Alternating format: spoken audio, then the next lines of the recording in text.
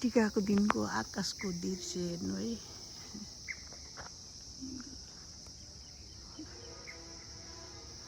चाँखु नारायण हुनुहुन्छ, चाँखु नारायण भगवान। जय चाँखु नारायण भगवानलाई कोटि कोटि प्रणाम छ भगवान। सूर्य नारायण बादलले छेकेर त्यहाँ हुनुहुन्छ आकाशमा। त्यहाँबाट हाम्रो प्लेन आउँदैछ हेर्नु।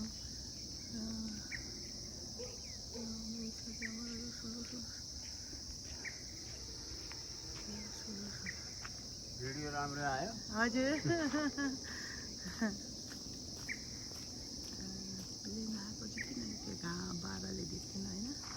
यहाँनिर वनहरू